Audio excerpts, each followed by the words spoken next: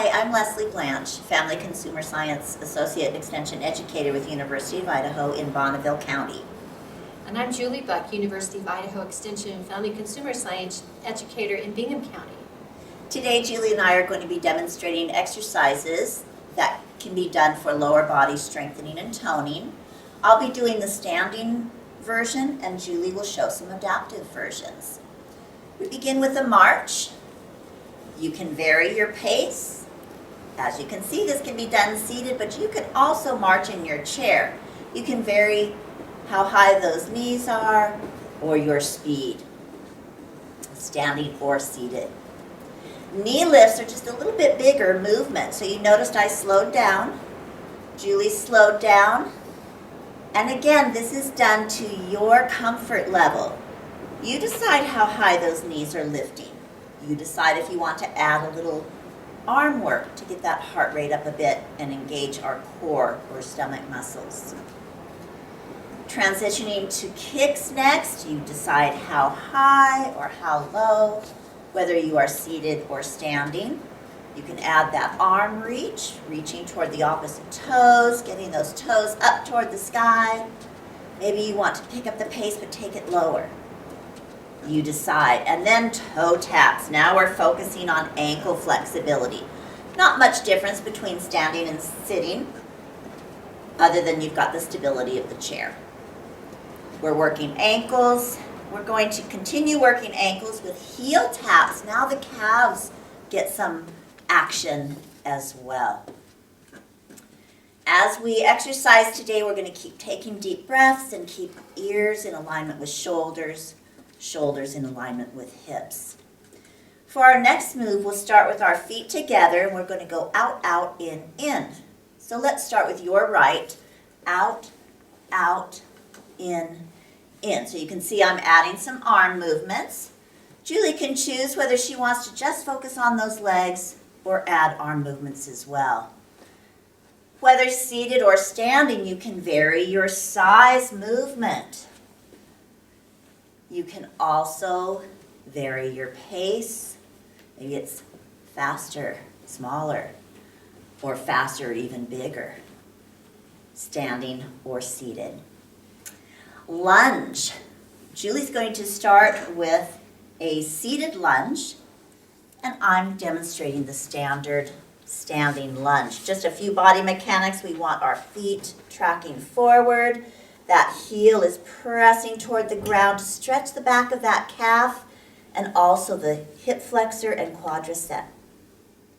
While we're here, Julie, let's demonstrate the flying lunge. We're just going to hinge forward, ribs toward thighs, and then open those arms.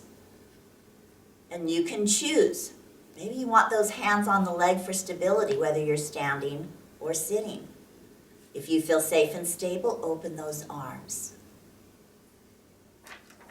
And then we'll come back to lunges. Standing, we'll both stand, but this time Julie's going to show you the adaptation of simply putting a hand on the chair. So we'll plant one foot, bend that knee above ankle, the other leg is extended. So some days she may choose to do this seated, other times standing. And again, that flying lunge, she can just hinge forward. She can open one arm. And slowly rise, bring those feet together. Now we're going to stand about hip distance apart. Julie's got a hand on the chair for a little balance assistance. And again, at your pace, begin to lift and lower both heels. It can be big. You can be coming almost on those tippy toes, or it can be a very small heel lift. But we call it a calf raise because it's really working those calf muscles. Julie can also do this in her chair, seated, or with both hands behind the chair. So you've got several adaptations. One hand on the chair, both hands on the chair, or sitting in the chair, but she's still working those calves and ankles. One-legged calf raise. Julie will show just lifting one knee, could be very slightly, and then lifting one heel. So right now I'm showing a variation with my toe on the ground, like a kickstand for balance. If you feel safe and stable, you could try lifting that toe. Now all the body weight's on that one leg and you're really working. Okay, so you've got some variations for those. We are both going to stand to show you squats. You want to keep that back long, starting with feet about hips width apart. Hinge forward, ribs toward those thighs as you press your buttocks back, and Julie's going to actually sit down and slowly rise. Julie is doing a sit to stand. That chair is assisting by giving her just that little second or two of rest and stability as she sits and stands, and also demonstrates a very practical application of squats, strengthening those gluteus muscles and quadriceps. Julie, let's go ahead and show the adaptive standing version with one hand on the chair, or she could even be behind the chair. So same thing, exhaling as we sit, so to speak, and then inhale as we stand. Exhale and inhale, keeping that belly button inward. Last but not least, leg circles, and Julie will show this adaptation seated. Standing on one leg or keeping one foot on the ground if you're seated, little outward circle. That can be big, it can be small, it can be somewhere in between. So we'll do a few each way and then pause, take a breath, and then just reverse it. We're working that hip flexor muscle differently when we go different directions. And then of course, you would do the other leg. We want to keep our sides even. So that's our demonstration for lower body toning, standard version, and adaptive versions. Thank you for joining us for this segment. We've demonstrated some adaptive lower body exercises. Now we're going to demonstrate adaptive upper body. And I will let my partner introduce herself. My name is Laura Sant, also with the University of Idaho Extension in Franklin County. I'm an extension educator in family and consumer sciences. Laura will be demonstrating the adaptive upper body. We're starting with bicep curls. So let's roll those shoulders back and down. If you're standing at least hip width apart, or maybe a wider base with toes facing forward, tailbone toward the air, and those knees slightly bent. For bicep curls, we want to lock those elbows to our side and then slowly lift and slowly lower. Exhaling on the hardest part, that's your lift. Inhaling down. As you can see, Laura is showing that you can do this movement still toning those upper arms without weights, or perhaps you could use soup cans or water bottles for very light resistance. I'm going to keep demonstrating the standing version as Laura demonstrates another adaptive move, seated without weights. So perhaps balance is an issue, or you're recovering from some kind of lower body surgery or injury. Seated is a great option. If you would like to do seated but still use some weights, Laura's going to demonstrate a third adaptation. Exhaling on the lift, inhaling down, pulling that navel to the spine to really strengthen that core, stomach and back. So that targeted our front upper arm. Our next exercise is just going to require one weight, so I'm keeping my head above heart as I put down that one weight. I'm lifting my fist toward the sky, supporting that arm, and I'm going to do a little tricep kickback. You'll notice I'm going pretty slowly with resistance and strength training. You want to rely on muscle instead of momentum, so it's a very slow movement. Exhaling on the lift, that's our harder part, inhaling down. So Laura is showing that seated, you can do this same upper body work, but in a seated position. She may choose to some days do this work, still toning the back of that upper arm, but without weight. She could also stand and not use weight. So it depends what adaptation you're looking for, a lower body adaptation or an upper body modification. But still, even without the weight, keeping that slow and steady pace, breathing out and breathing in. Okay, next one, we are going to start, we're still going to work that tricep back of the upper arm, but this time we're going to plant one foot in front and one foot in back. Bend that front knee just above the ankle and the toes are tracking forward. It's going to be a tricep kickback. So I'm going to use this thigh as a base and just bring my ribs toward that thigh. Lift my elbow and tricep kickback. Laura is doing the same move, but with a hand on the chair for a little balance assist. So that might be one version. She could also do this with a weight, standing or in the chair. So she's going to show you what that seated lunge looks like. And again, that elbow is lifted and then we're just moving from the elbow down. So she's modifying for lower body or perhaps balance. And the exhale, inhale, exhale, inhale. Notice we're keeping our backs long. We're pulling belly buttons toward the spine. Slowly lower that fist to the ground. Rise up with the torso, bringing those feet together.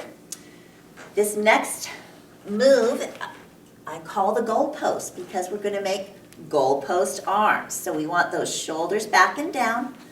If you're standing, knees are slightly bent, feet are wide. Whether you're seated or standing, that tailbone is pressing toward the earth. Slowly lift with an exhale. Slowly lower, elbows coming right about shoulder height, maybe a little lower. Exhale, inhale. Laura is first demonstrating the lower body modification, seated. She will remain seated, but now do the move without the weights. So this is shoulder raise. Then we're going to show you another variation.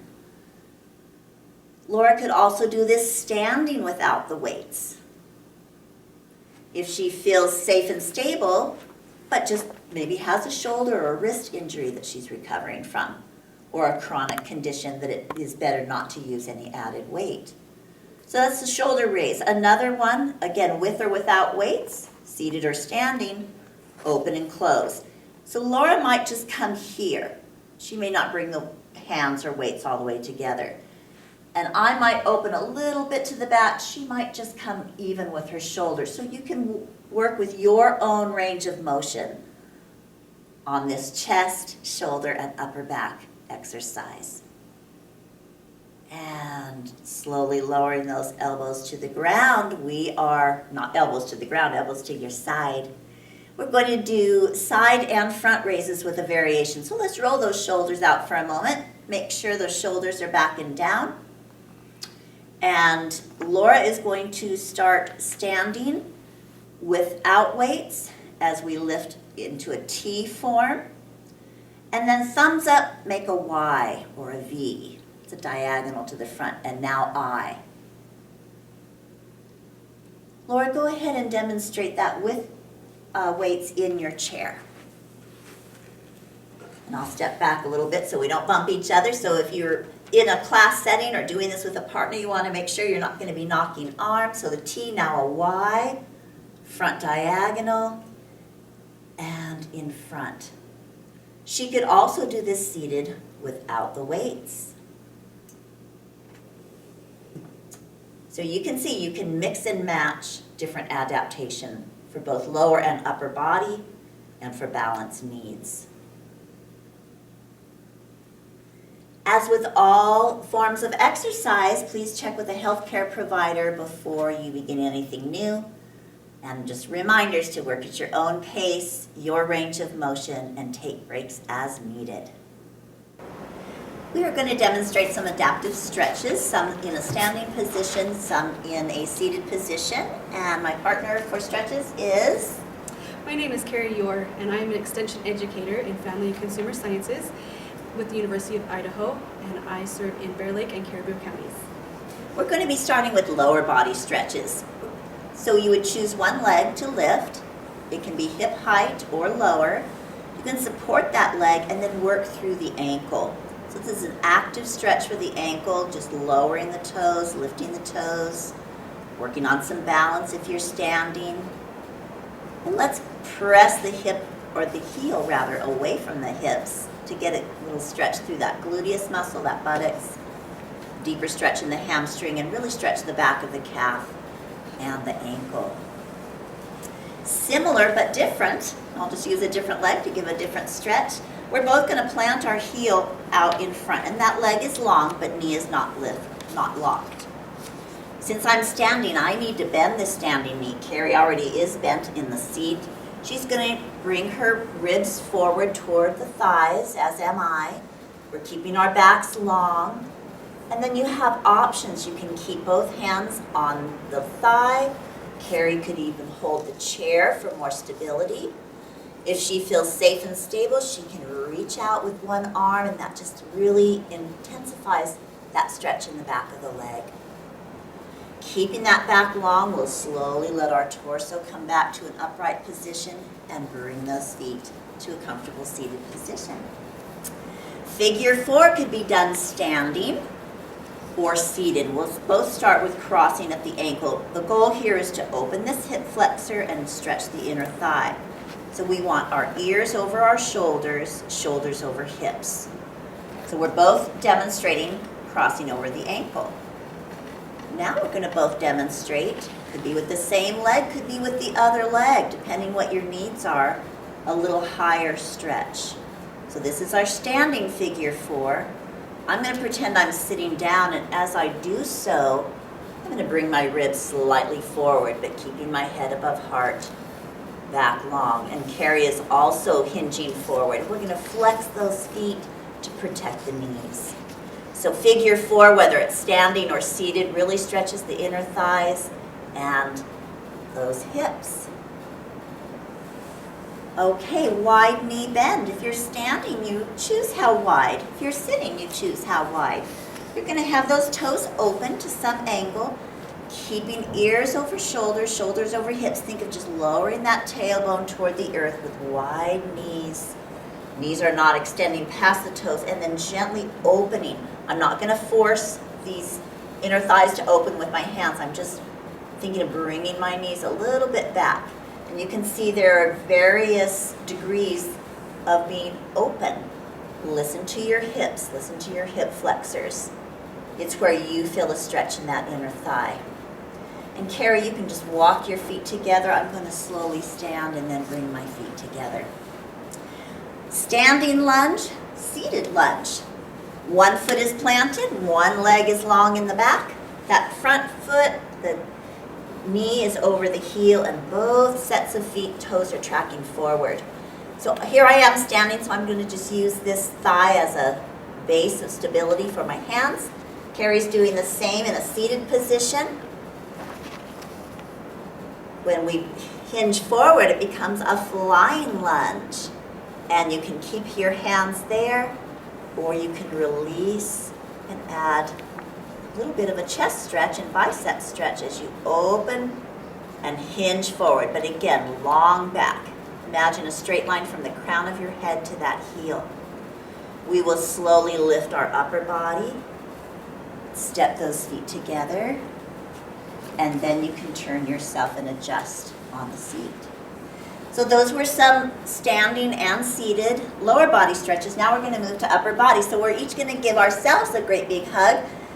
Take a nice deep breath in and then exhale, gentle squeeze. Now some of you might be really squeezing yourself and that might feel great. Others of you may be barely touching. And it can be at a different range of motion with that hug. As we lower those arms, we're just going to slowly look one way. And in slow motion, look another. Right now, we're keeping our chin level with the earth. So you can take a little peek behind your shoulder as I'm doing, or just slightly look to one side as Kari is demonstrating. And then back to the front. Arm circles. You can start wide. You can do large circles. Kari will show you some smaller circles. And a different angle. So you can be way out here, but maybe that doesn't feel good that particular day. You can be to the front. And keep that breath flowing. And relax those arms by your side. Tricep stretch, that's that back of the upper arm. I'm going to lift my elbow, trying my best to angle it toward the sky. Kari's going to keep hers a little bit forward. I like to support this arm, but I'm not forcing it to go further than it wants to. I want to listen to that elbow, listen to that shoulder. And just keep breathing. We do recommend holding each stretch for about 30 seconds for each of the lower body ones that we demonstrated and upper body. We're moving through them more quickly just so that you don't have to sit here for as long, but 30 seconds is a good goal. Biceps. That's that front of the upper arm. I'm standing wide, Kari can be sitting wide, keeping the back long, and remember, if I'm standing, I want my knees slightly bent to protect that lower back. I'm just going to hinge forward. I think of bumping a little cupboard door closed with my nose. And then I'm going to lift my palms toward the sky. Looking toward the earth, keep breathing. Now gently rotate your palms toward the ground and lift the backs of your hands just a little higher. And you'll feel a little more stretch in the front of the upper arms and the chest. Those pectoral muscles. Let's slowly bring our upper body to that upright position. And goalpost arms. Think of squeezing those shoulder blades together. So I'm going to bring my elbows a little bit behind my back. Kari might not go quite as far. Again, it's where you feel comfortable. Stretching the chest, shoulder blades toward each other, and then slowly come together. And Kari will choose where she wants to stop, and I'm going to bring those hands together and then lift my elbows. Let's open the chest again, breathing in. Keep breathing in and out slowly as we hold, ideally 30 seconds. And then open the back. Hands together or not together. And release. You can add a little wrist rotation and maybe wiggle out those fingers. Okay, a little active stretch. So this would be a static stretch when you're holding. Active stretch, windmill arm. So we'll each start with one arm up, one arm down, and then we're going to bend those elbows a little bit. So I'm going to go big, big. Kari's going a little smaller range of motion and more rhythmic motion like Tai Chi. So you can choose your pace, but you can feel the stretch through that upper arm and all the way down the side of the waist. Even though it's active movement, it's controlled movement. And relax those shoulders back and down. For the neck, again, we did just looking side to side, again to various degrees. Now I'm going to demonstrate half circles while Kari holds her chin toward her chest. We'll both start with chin toward chest. Kari's going to hold that while I slowly bring my chin toward one shoulder. Keep breathing. Slowly chin to chest again. Take another breath, and then I'm bringing that chin toward the opposite shoulder. And you can hold as long as you would like to. Ending with chin to chest. Looking forward, let's roll those shoulders back and down. And have a great day now that you're all stretched out.